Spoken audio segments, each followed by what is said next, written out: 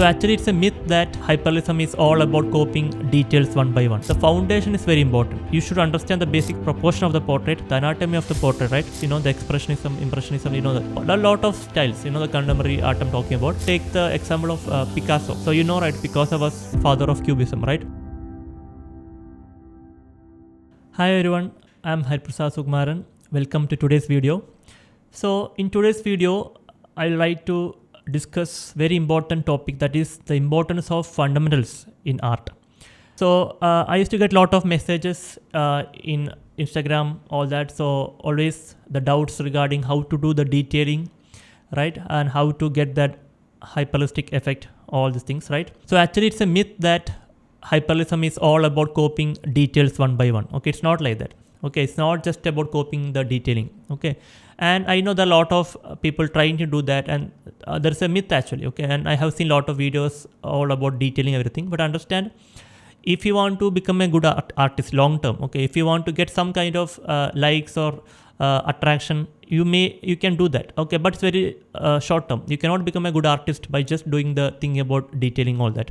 Okay, and also I get a lot of questions about the materials, tools to use. So understand, all these things are surface level. Okay, they are just like the detailing is all about the cherry on the top. Okay, but the foundation is very important, the fundamentals. Okay, example, if you are doing a portrait, first you should understand the basic proportion of the portrait, the anatomy of the portrait, right? You have to get the sketch correct, right? Then when coming to the shading part, you should understand the light and shadow. You should be able to create that value variation. These are the important fundamentals. Okay, if you do like that, automatically your drawing will look realistic. Okay, it's a byproduct. So even when I'm started drawing, I never thought that how to become a hyperrealistic artist. That is not my intention of drawing portraits actually. Okay, but when I focus on my foundation, when I give more importance for my basics, it became realistic. That is what happened. And to be frank, that time when I'm starting, I never even was knowing that there is something called as hyperrealism. I was not knowing about a style called hyperrealism or photorealism. That's not my idea. So always when I do, I'll give importance for the foundation, that the light and shadow, all the things. So it became realistic. And if you do like that, it will be good, because even if your goal is not hyperrealism, still this foundation is very important. So it's like, additional thing. If you want to make it realistic, you can make it more realistic by doing the additional small details, everything. Even if you're drawing, even if your drawings don't look realistic, it's still not an issue. Okay, if your basics are correct, then still that portrait will have some aesthetics. The portrait will have some life. That's what I'm telling. So always you try to focus on the basics. Even in my academy, right, when students coming to me, I always start from the basics. Directly, we never used to start from the what's the detailing, all that. First, always we learn the basic proportion anatomy. This is how we go. So I know it's very important for a student, okay, in long term. Okay, so it's not just per small short term, right? It's a long term thing. If you want to become a good artist, your foundation should be very strong.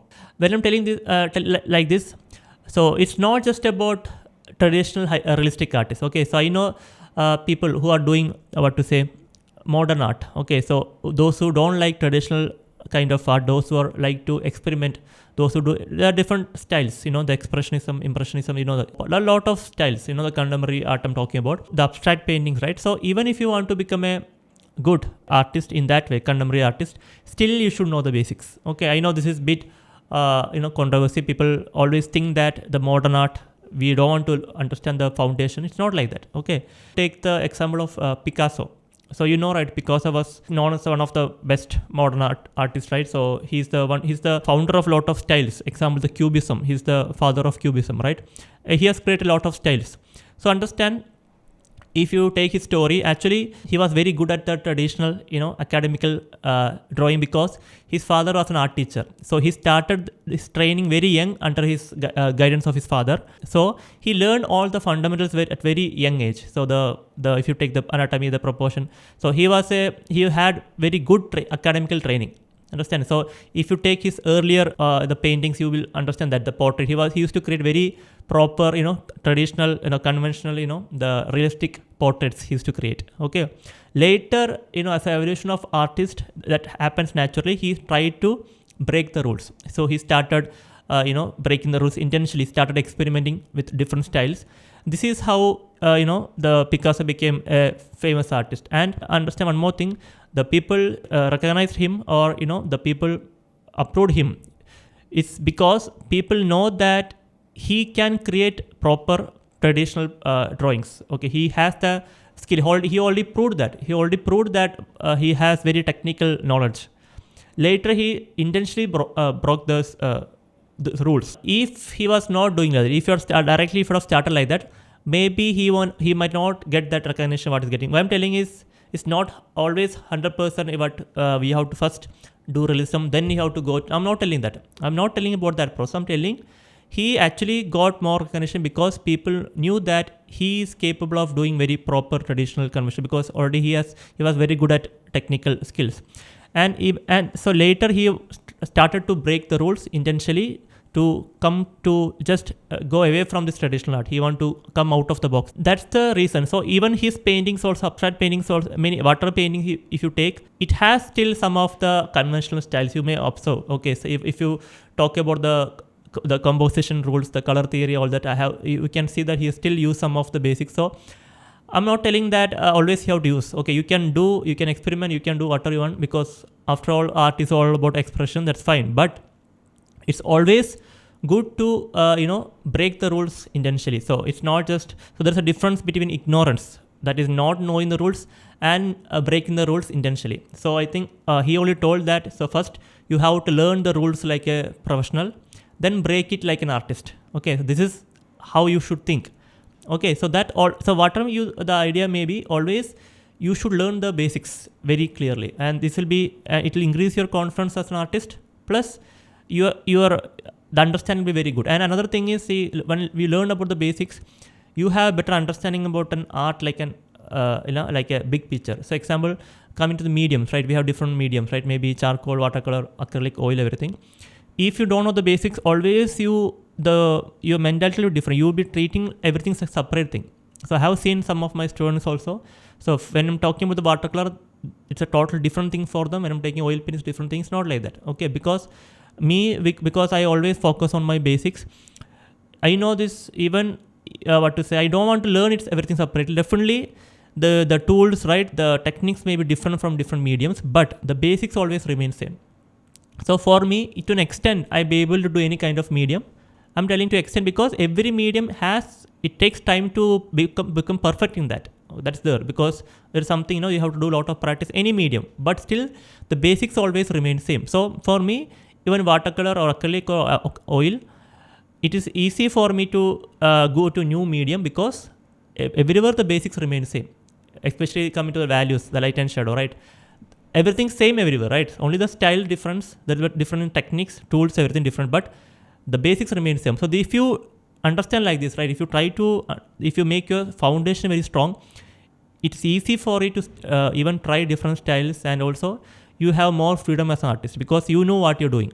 And even if you want to experiment something, definitely you can experiment, and you can create new styles. That is how great paintings are created. Okay, you can break the rules, but always there's a difference in breaking the rules by intentionally and by ignorance. Another thing is, when we talk about digital artist, so there's another myth that digital art is all about the the softwares, all these things. It's not like that. Even there's a lot of good digital artists also, right? There are a lot of people who create very good digital artists. It may be any kind of digital art. If you take about this animation, right? You might observe this Disney characters created, all these things, whatever may be. So understand, to become a good digital artist also, you should have the basics. Okay, it's not that directly you're going to create digital artists. So that's why I have a lot of students who are actually digital artists, who are who do this animation, who do actually a lot of 2D, 3D. There are a lot of artists like that, but they're coming back to the basics, because they know the value of the basics. Still have some of my students are there already who are actually good digital artists, but they like to come to the basics, because they understood that basics are very important in any kind of style. So example, if you take some of the characters, Disney characters, right, you might have observed these creatures, they are creating new creatures, right? Lot of you might have seen in animation movies, all that.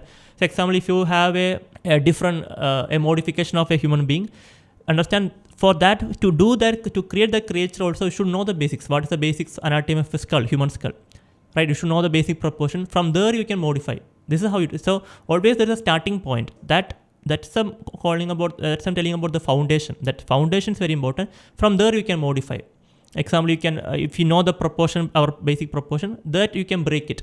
Then you can modify, right? You can mix different creatures. Like that's how it works. So everywhere, whatever may be the kind of art you do, always make sure your basics are very strong. Okay, because it may take time. Okay, and again I'm telling you, it's not all about doing always polished, very fine works. You can experiment. You can do a lot of rough works. For example, always I suggest my students to always have a sketchbook and a pencil with you. So you have to practice. For example, when I'm talking about now in my one of the batch, I'm talking about this freehand drawing, right?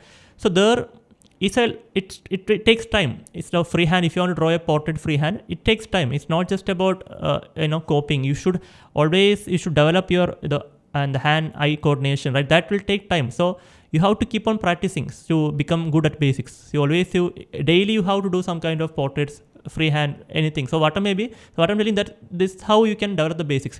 So it's a long-term process. It may take time. You may not be able to get the result fast, but still, as an artist, if you want to become good artist in long term, I'm telling you have to make sure basics are very strong.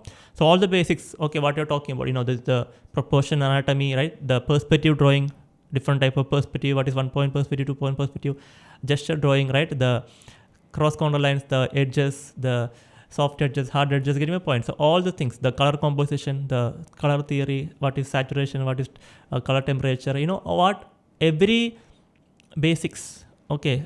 Every basics you have to make sure it's very clear. You should have the basics very. The fundamentals should be your fundamentals should be very clear. Then it's easy for you. You can become if you want to become a realistic artist, you can do that. Okay, so if you want to become a contemporary artist, if you like to do more unconventional styles, if you want to become a more towards expressionism or abstract paintings, it's fine. Anything you can do because your foundation is strong. So this is how you want to think like an artist. Okay, so it's very important. And another thing is, if you want to learn all these fundamentals, definitely in my YouTube channel, I'll be coming weeks, I'll be uploading more on the basics. Okay, what is this example, the perspective drawing? I'll be making video on that, different basics. So if you're very serious about your art, you can subscribe to my channel so that you'll be learning all the fundamentals in my YouTube channel itself. Let me know your opinion about this particular video and please like and share it. Okay, so hopefully I hope it was useful for you. So see you in the next video. Take care.